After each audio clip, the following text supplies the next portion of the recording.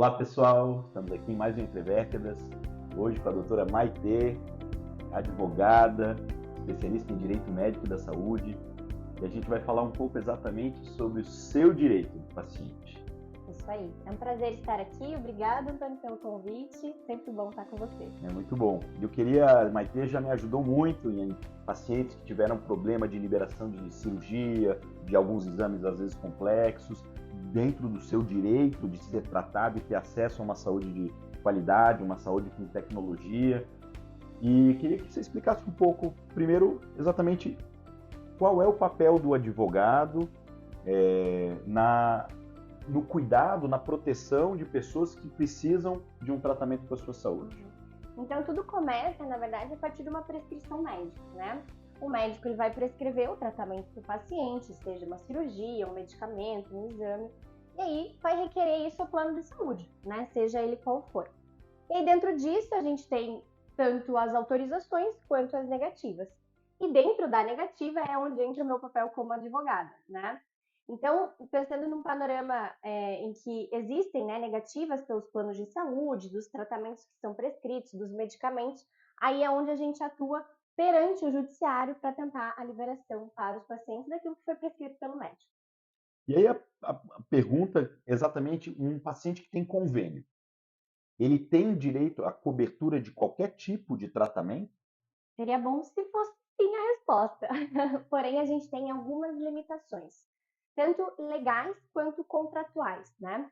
Então, o que a gente tem hoje como base? O famigerado rol da ANS, né, que tudo que está dentro desse rol é de cobertura obrigatória pelos planos de saúde, e também alguns requisitos legais que precisam ser observados. Então, por exemplo, o que não estaria abarcado, vamos dizer assim, pela obrigatoriedade de cobertura dos planos de saúde? Tratamentos experimentais, isso em regra, tá? Porque, claro que dependendo de cada situação, precisa ser analisado com mais precisão. Mas tratamentos experimentais, medicamentos orais que não sejam oncológicos ou que não sejam de home care, né? Então, medicamentos orais de via oral, órteses e próteses que não estejam relacionadas ao ato cirúrgico, né? Então, por exemplo, um paciente que não tem, né, ali um membro, posteriormente gostaria de fazer a inserção ali de uma prótese, isso em tese não está coberto. Então, existem algumas exclusões, não é tudo que o médico prescreve, em regra, que o plano de saúde está obrigado a cobrir. A ANS, para quem não sabe, é a Agência Nacional de Saúde, ela é a agência regulamentadora dos suplementares de Saúde saúde, né? Ou suplementar, seja, isso. dos convênios, né? É o órgão que nem tem a ANAC para aviação, a Anatel para as telefonias, então um órgão do governo que exatamente está cuidando para o convênio cumprir o seu papel, Exato, né? isso mesmo. E o paciente que teve uma negativa. Então, ele tem um problema, vamos falar, problema na coluna, a gente fez um pedido de uma cirurgia por vídeo, fez uma cirurgia, um pedido de uma prótese especial, e o convênio disse, não, não vou pagar. Qual é o próximo passo do paciente? Ele pode, dependendo da gravidade da urgência, primeiro procurar a ANS, né? É um caminho alternativo. Então, se não é um caso de urgência, né, que o paciente necessita em 24 horas, em 48 horas ali da situação, né, do tratamento, é possível fazer uma reclamação na ANS, pelo site mesmo. Então, a gente abre ali uma NIP, né, que a gente chama que é o protocolo administrativo. Não resolvendo, aí a solução é buscar um advogado, preferencialmente especialista, porque na área da saúde existem vários ali requisitos e a gente não engloba isso dentro de um código de defesa do consumidor ou apenas código civil, né? Existem leis e regulamentações específicas, e aí o advogado vai então entrar com esse pedido na justiça para requerer a liberação desse tratamento. Sai caro O quê? contratar um advogado? O convênio, se o paciente tem o direito, o convênio vai ter que pagar depois o advogado ou não? O paciente que vai ter que desembolsar? Como que Na funciona? verdade, assim, cada processo vai depender da complexidade, né? Não existe um valor Que fixo. nem uma cirurgia, não tem um valor fixo. Exatamente. Vai depender se é, por exemplo, uma situação que o paciente precisa de algo em 24 horas, que o advogado tem que agir de forma imediata, se está trabalhando no final de semana ou não. Então, tudo isso, obviamente, vai fazer ali com que altere o valor. E não, o plano de saúde ele não vai reembolsar o valor dos honorários do advogado. O que eventualmente o plano de saúde vai reembolsar é os custos que esse paciente venha a ter com o processo, caso a gente seja exitoso ao final do processo. E a outra pergunta que eu já tive pacientes me questionando. O paciente teve uma negativa de algo que ele acha que é justo e direito dele, ele brigou na justiça, contratou um advogado e entrou, né, com processo contra então o seu convênio. Ele tem o risco de perder o convênio por causa disso? Não, de forma alguma. Hoje o que existe, a gente fala que é o direito de petição, né? A gente pode entrar na justiça requerendo qualquer coisa. E isso jamais vai fazer com que o plano de saúde cancele o contrato porque você foi atrás dos seus direitos, né? Na prática, existem alguns casos que acabam acontecendo, mas a gente também consegue reverter isso, né, no judiciário, porque se essa rescisão, se esse cancelamento desse plano for ilegal, né, e principalmente se estiver vinculado a essa motivação de ter entrado, né, no judiciário requerendo o seu direito, obviamente a gente também questiona isso e provavelmente é feita a reversão desse cancelamento. Ah, legal. Vamos falar de carência, Vamos falar de mas não de carência. carência afetiva. Vamos falar da carência do convênio. Ele tem carteirinha do convênio atrás, muitas vezes tem lá, só pode fazer exame ambulatorial de alta complexidade, só pode fazer cirurgia eletiva a partir da data tal. Uhum. Né? E a gente vê que às vezes tem 6 meses, 1 ano, 2 anos às Sim. vezes. A carência é legal? Existe alguma maneira eventual de o paciente surgir com uma dor, surgir com uma patologia e ter direito a quebrar essa carência? Como que funciona? Sim. A carência ela é legal sim, ela está prevista principalmente regulamentada pela ANS. Então hoje nós temos os prazos de carência sendo urgência e emergência, 24 horas, exames, consultas, internamento 180 dias e parto a termo, que é aquele parto que chega, né, às 40 semanas, 300 dias. O que acontece se o paciente no meio dessa carência tem uma situação de saúde urgente? Cai a carência para 24 horas. Né? Então, eu preciso fazer uma cirurgia de urgência por alguma questão de saúde. O prazo cai para 24 horas, tá? Existe também a carência para doença pré-existente. Então, aquelas doenças que o beneficiário sabe que tem antes de contratar o plano de saúde, incide a carência de 24 meses para cirurgias de alta complexidade, enfim. Então, existem esses prazos de carência e eles são legais. Porém, né, se a gente tem essa questão da urgência e da emergência, esse prazo ele deve ser reduzido para 24 horas para que o paciente tenha ali o atendimento. Né? Perfeito. Outra pergunta também, ainda falando sobre convênio, é o papel do auditor e até da terceira opinião, que é algo que surgiu há alguns anos. Muitas vezes os pacientes não entendem. Né? Quando o médico faz um pedido de uma cirurgia eletiva para o convênio, ele vai passar, então, pelas mãos de um médico auditor que vai avaliar se está correto aquele pedido, né? E eventualmente ele vai encaminhar para essa terceira opinião, que também é um outro médico. Isso. Né? O auditor está ali para defender o convênio, para defender o paciente, para defender o seu trabalho. E a terceira opinião, o paciente é obrigado a aceitar fazer a terceira opinião. Como que funciona isso do ponto de vista legal? Bom, em regra, então, a gente tem o auditor como sendo a pessoa que é vinculada ao plano de saúde, né? Seja um médico ali que trabalha diretamente ou uma empresa que é contratada, né? Para fazer esse papel de auditoria na função de autorização ou negativa do procedimento, né? Então, ele vai avaliar, normalmente é um médico da especialidade, né? Então, por exemplo, o doutor Antônio foi lá prescrever um tratamento de coluna, provavelmente esse médico auditor na maioria das vezes, e legalmente, Teoricamente, né? teoricamente, deveria ser um ortopedista a fazer essa avaliação. Então, o que acontece? O doutor Antônio prescreveu um tratamento, o auditor disse que aquele tratamento não era o tratamento específico para o paciente, ou tem um tratamento que é mais barato, porque normalmente eles levam em conta essa questão do custo também, né? E aí, o paciente tem direito a essa terceira opinião, tá? Então, não é um procedimento facultativo, é meio que um procedimento obrigatório, porque seria um médico Trâmite. desempatador. Isso. É o médico que vai desempatar e vai ter ali a última opinião, digamos assim, né? Então, isso deveria funcionar da seguinte forma. Então, o doutor Antônio prescreveu, o auditor vai lá avaliar, tendo essa discordância, tem essa terceira opinião, que também deveria ser um médico especialista, né? Muitas vezes, o paciente e o médico não fazem parte dessa discussão. Então, o médico que poderia simplesmente resolver com um outro médico da terceira opinião, dizendo, olha, eu entendo que é por causa disso, disso, disso, não participa. E aí é onde vem a ilegalidade, que faz com que a gente possa discutir é a A formação, validade. a validade dessa junta médica perante o judiciário, né?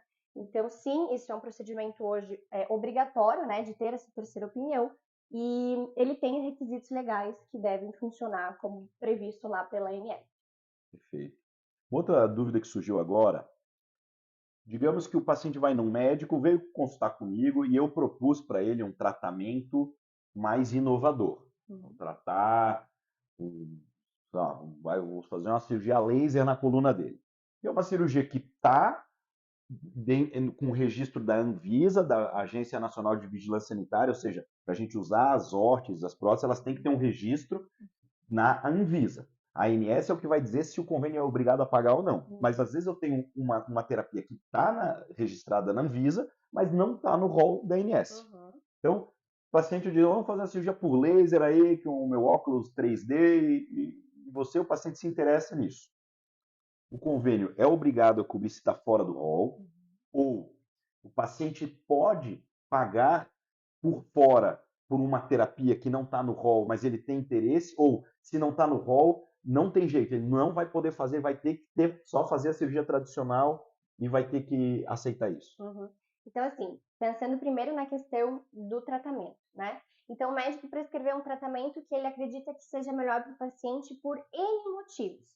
Seja porque um tratamento invasivo vai fazer com que essa pessoa que tem já comorbidades piore o quadro dela durante, né, a cirurgia, ou enfim. Isso tem que ser bem escrito pelo médico, o motivo pelo qual ele está propondo essa terapia. Por quê? Se isso está fora do rol, para a gente discutir isso, vai ter que ser muito bem fundamentado, né? E hoje o que a gente tem às vezes é que determinadas terapias e procedimentos, mesmo que estejam no rol, existe uma diretriz de utilização pela ANS. A DUT. A DUT, isso. E dentro dessa DUT, às vezes diz lá, não, a cirurgia laser é só para esse caso específico. Então, para que a gente possa trabalhar fora disso, a gente vai precisar que o médico explique, né, isso para o juiz de uma forma leiga, vamos dizer assim, porque o juiz também não é médico, né? Então a gente precisa ter essa troca de informações médicas muito bem esmiuçadas para que o juiz entenda, poxa, realmente esse é um caso à parte, porque a regra é, tá no rol, cobre-se, não tá, vamos observar por que, né, que deveria ou não fazer dessa forma, né? Então, hoje a gente tem, na verdade, assim, o maior questionamento, o maior problema que a gente tem hoje com os planos de saúde é justamente isso, né? Poxa, mas por que eu vou pagar uma terapia mais cara se eu tenho uma que é mais barata e está inclusa no rol? Não, mas é que esse paciente não pode ser feito dessa forma, por causa disso, disso, disso, disso, disso. E aí que a gente começa a discussão dentro do processo para fazer com que, né, o médico, que é a pessoa que acompanha o paciente, né, a pessoa especializada, a pessoa especialista para dizer o que aquele paciente precisa, não é uma agência nacional de saúde, né, que vai dizer, não, todos os pacientes só vão fazer dessa forma. A medicina não é uma caixinha quadrada que a gente consegue, né, inserir todos os pacientes e todos os tratamentos para determinados tipos de paciente. Então, essa é a discussão que a gente entra, vamos dizer assim, né, para tentar fazer com que esse procedimento seja liberado. E agora, ainda nesse mesmo assunto, o paciente está disposto a fazer uma técnica mais inovadora que não está no rol. O convênio já se posicionou que ele não vai cobrir essa técnica, ele está disposto a cobrir a técnica tradicional, mas não uma inovadora. E o paciente se disporia a dizer, não, mas eu pago para a empresa, para o material, para eu ter essa técnica a mais. O paciente pode fazer essa modalidade híbrida de um convênio pagar a parte do internamento, da parte tradicional da equipe médica, e ele pagar pela prótese à parte, e ele pode depois pleitear o reembolso, ou o convênio vai ser obrigado a reembolsar depois, ou o paciente tem que entender que ele está pagando por algo que ele escolheu e vai arcar com isso? Tá, então, a primeira coisa, a gente precisa sempre ter uma negativa. Então, o paciente, mesmo que ele opte por fazer isso de forma particular, ele precisa solicitar isso ao plano de saúde. Por quê? Se ele quiser pedir o reembolso, a gente tem já essa negativa, senão depois fica mais difícil a gente pedir algo que não foi negado, né? Então, primeiro precisa ser feita essa solicitação ao plano. Falando em questão de reembolso, vai depender de várias questões, mas normalmente hoje o que a gente tem no entendimento do STJ? O reembolso normalmente é feito nos limites da tabela que o plano de saúde pagaria para o médico. Então, por exemplo, numa consulta, digamos assim, né, de um especialista, o plano de saúde tem lá vários credenciados. Vou colocar aqui um exemplo mais fácil. Mas o paciente, porque ele quis, ele contrata um médico que não é credenciado. e o plano de saúde paga hoje 200, R$ 100, R$ 200 para o médico, e ele pagou 500 na consulta, se ele for pedir o reembolso, ele vai ter direito apenas a esses 100 ou R$ 200 de acordo com o Perfeito. que o plano paga. A mesma coisa, né, para cirurgias, enfim, para os tratamentos. Então, obviamente, ele pode fazer essa modalidade híbrida, né, fazendo com que o plano de saúde arque ali com o internamento, anestesista, né, enfim, as despesas hospitalares, e caso ele queira contratar um upgrade, né, vamos colocar assim, da cirurgia ou até mesmo do profissional, ele pode fazer o pagamento por fora. Vamos encerrando logo. Papo voa. A pergunta agora para o médico. Seja um médico clínico que muitas vezes busca um exame especializado, ou mesmo os médicos cirurgiões que estão buscando tratamentos, né?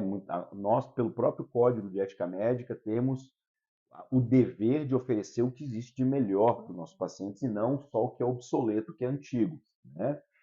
Então a pergunta é como um médico pode se proteger, se prevenir para não ter enrosco com negativas de convênio.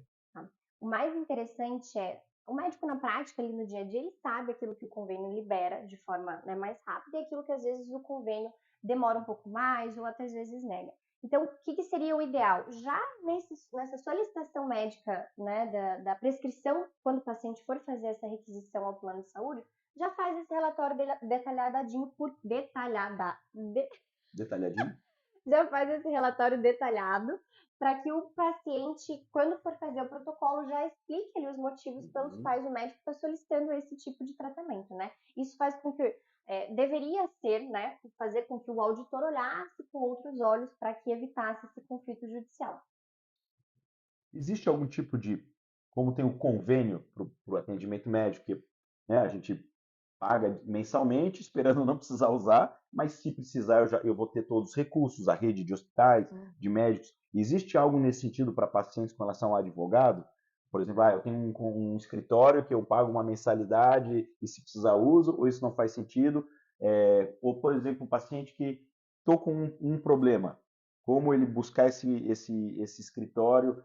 Existe onde ele acha? Só por indicação? Existe algum portal em que ele consiga encontrar esse aqui é advogado trabalhista, esse aqui é advogado do direito médico da saúde? Como ele encontrar fora o boca a boca a indicação? Sim, normalmente a indicação consta lá, né, a especialidade consta no site da OAB. Então, se o paciente for procurar, eu acredito que não tem por especialidade, mas se você for procurar por nome, o advogado, você vai saber você a área que ele entra atua. ali e normalmente tem a área que ele atua. Mas o mais interessante hoje é a gente buscar a indicação, porque aí a gente já sabe que são pessoas que trabalham, né, com essa área, então acaba ficando mais fácil. E com relação ao plano, né, vamos dizer assim, hoje isso funciona muito bem para empresas, né? Então, empresas que pagam mensalmente escritórios para que resolvam todos os tipos de problemas que apareçam ali. Mas não é tão abrangente assim nesse sentido de tudo que eu precisar, vai depender muito de cada contrato, né? Enfim, essas questões de planos de saúde, como elas acabam sendo mais pontuais, é mais difícil ter um plano, né, em que a pessoa pague ali para usar quando precisa. Mas a gente consegue trabalhar com esse tipo de plano também, vamos dizer assim, caso seja interesse da pessoa, né? Por fim, Maite, obrigado pela tua presença. Acho que é importante os pacientes entenderem que eles não precisam ter medo do convênio. Isso. Muitas vezes a gente sente no consultório que o paciente tem medo, ele não quer se desentender, ele não quer ter o dissabores, ele não quer brigar, e muitas vezes ele abre mão do seu direito por medo de achar que está fazendo algo que não devia, né? Como conscientizar, como a pessoa saber exatamente até onde ela pode ir, até onde vai o seu direito. Sim. E até onde vai o dever do convênio. Né? Hoje a gente tem muitas informações no Google, né? Então é interessante antes da pessoa ter esse medo, esse resquício, né, de fazer alguma coisa que acha que é errado, buscar saber se aquilo de fato é ou não obrigatório. Mas principalmente, porque às vezes você vai procurar na internet, digamos assim, procedimento tal, vai dizer lá, não consta no rol. E a pessoa fala, puxa, realmente eu não tenho direito. Mas existem especificidades, porque hoje a gente trabalha o quê? Além das disposições legais, nós trabalhamos com o entendimento dos tribunais. Então, se eventualmente aquele procedimento para aquele tipo de patologia já está consolidado na jurisprudência, que é as decisões, né, dos tribunais, isso faz com que o paciente tenha acesso também. Mas no Google ele não vai achar essa informação. Então, é muito importante e varia muito com relação ao custo disso, porque às vezes é um exame simples que a pessoa não vai pagar um advogado porque não vai valer a pena, ela vai pagar o exame que foi negado Sim. e vai resolver. Né? Agora, falando de um tratamento, de um procedimento que é mais complexo, mais caro, principalmente terapias oncológicas, né? Que hoje a quimioterapia, Sim. o céu é o limite. Então é interessante, é muito importante sim, o beneficiário ir atrás dos seus direitos e como a gente já falou, isso não vai fazer com que o plano cancele o contrato dele, né? Mas é importante e a gente tem hoje vários sites, vários blogs, né, de advogados, Instagram, enfim, com várias informações acessíveis que faz com que essas pessoas tenham uma noção maior dos seus direitos, né, para realmente não ficar com medo ou, enfim, puxa, não vou poder fazer determinado tratamento. É saúde, né? Saúde é o nosso bem maior, é o bem maior jurídico também. Então, nesse sentido, é importante a gente também ir quebrando determinados paradigmas para acessar os direitos que as pessoas têm. Perfeito. Maitê, muito obrigado. Eu que agradeço. Foi ótima a conversa.